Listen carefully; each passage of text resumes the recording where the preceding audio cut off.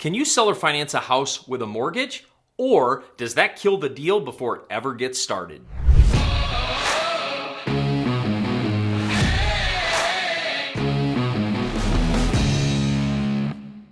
Hey there, my name is Mike Fritz. I'm the founder of Titanium Capital Investments in the multifamily CEO system. My greatest passion is to help investors just like you create financial freedom through multifamily real estate. So in this video, I'm going to walk you through 4 things you need to know if you're going to try to sell or finance a house that already has a mortgage. But stick around to the end of the video because we have an invitation where you can join a group of people that are buying seller financing deals right now. We'd love to have you part of that family. Let's get into the video.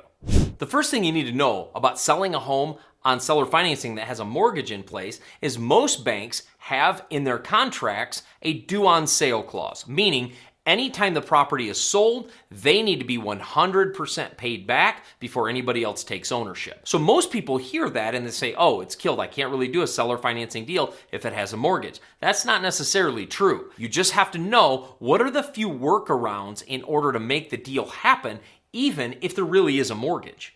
The very first thing you can do is simply look at your payoff. If you have a payoff that's below 20% of your mortgage, then you can make that your down payment and use that down payment money to pay off your mortgage and continue with the seller financing deal. Or you can even ask the seller, what is your payoff of your property? They can tell you what the payoff is. If the money makes sense to you, you can buy that property seller financing and just cash out their mortgage so they don't have to pay any money to the bank. So if the payoff is low, it's a good option to possibly do seller financing. But you want to make sure you understand that ahead of time, because if the payment is really high, probably not going to work. The deal's not going to work on both sides of the fence. Plus, the seller may want a little bit of money for doing this transaction. So if your down payment only covers the mortgage, they may be a little bit leery because they want to pocket a little bit of money for doing the deal. But understand, one way to do that is just check the payoff, because if it's low enough, might be a deal where we could do seller financing.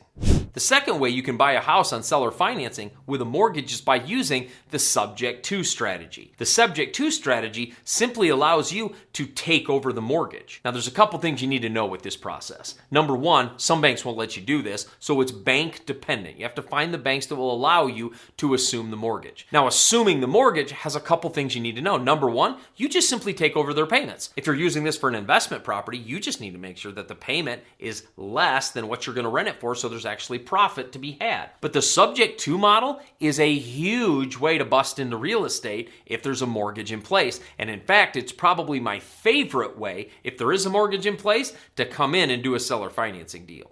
One of the places that this strategy shines is when people get in significant financial trouble. We're shooting this video during the COVID-19 pandemic, and we know a foreclosure moratorium is going to lift at some point. A lot of people are going to be really tight on their homes and not be able to make the payments. The subject to strategy is a great win-win. Somebody can literally come into that property, take over their mortgage, and keep making the payments. The bank wins. The seller wins because they don't go in default and they don't get their credit crushed, and you win because you get the property done. So they don't completely lose their house and get their credit obliterated by going through the painful process of losing their home. You would be amazed over the years at how many people I've seen give their house away to other people. And what I mean by that is under the subject to umbrella, people will literally just give you their house, no money down, just assume the mortgage, I just want out and I want to move. We see that happen a lot. And that's where the subject to process even was born, is out of people that needed out of their houses. And banks said, you know, instead of having to take this back and find another seller, if we have somebody that'll just slide in and keep making the payments, what do we care as long as they can make the payments? We know these people can't, so it could be a gamble, but we have a better shot of getting the money from somebody that can make the payments. So this is another thing you have to think of with the subject to. Bank wants to make sure the payments can be made. But if somebody gets in a tight spot, you can slide in and create relief, and that's also relief to the bank. So question of the day, would you sell your house on seller financing? Throw it in the comments below. We love to hear from our listeners. I want to know if you've ever done a deal seller financing or would consider selling your house under a seller financing deal. Put it in the comments. I want to hear from you and hear what your story is.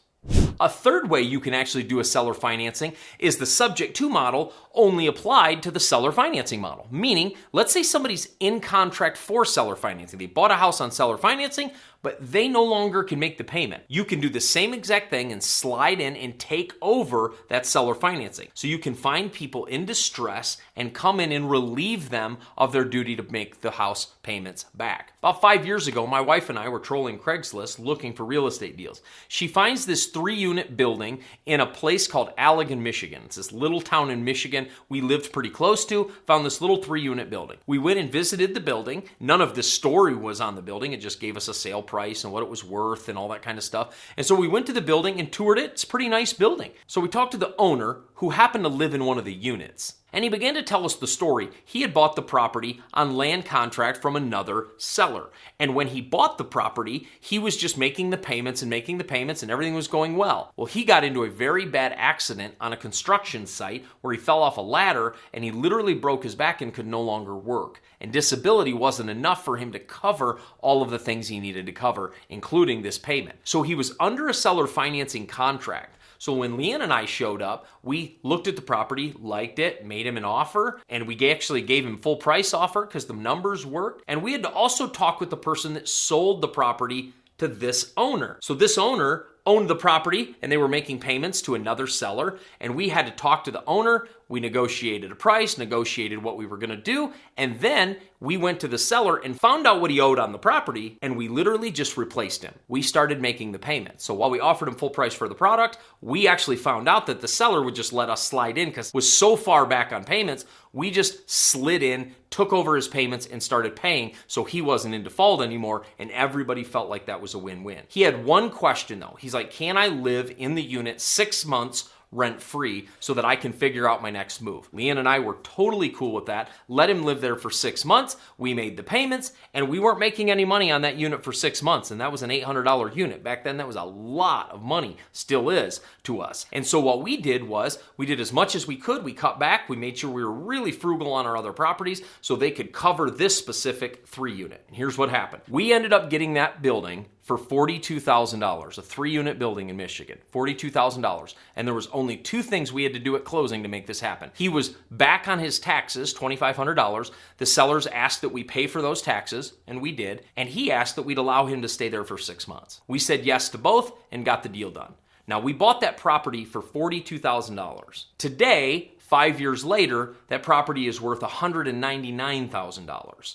And we paid $2,000 to get that property. So we didn't make any money for about 3 years because we made huge payments on the property. We literally paid the property off in 3 years. So we basically, everything we made on that property, we didn't make a dime for 3 years. But in 3 years, we started making $1,400 a month of net income off of that property. And now we still own that property today, and it's worth 5 times as much as it was when we bought it. This is a power of doing a deal like this. So you can even slide into somebody who has a seller financing deal and take over their payment if they're in delinquency and can't make those payments. So there are ways to get seller financing deals even if there's already a mortgage or already a seller financing deal in place. The next way you can get a seller financing deal done, even if there's a mortgage in place, is by doing a lease-to-own option. When you're leasing the property, quote unquote, no due on sale clause from the bank comes into play. Because the property wasn't sold, you are simply leasing it for maybe a year or 2 years until the buyers who are buying the property can actually get financing or refinance the property, and then they can pay the bank off. So a lease-to-own option is another way to get a deal done, even if there's a mortgage in place. I also want to invite you to join our family in the Seller Financing Secrets digital training. If you go to the link in the description, sellerfinancingsecrets.com, you'll go to a page that'll explain a course I built specifically to answer all of these questions. How do you find these deals? How do you fund these deals? How do you structure the terms? How do you talk with sellers? How do you talk with buyers? Negotiate all this so that we can make sure we can get seller financing done over and over and over again. This course was created to make sure you could build your portfolio quickly. So make sure you click on that link in the description, and I'll see you in the training.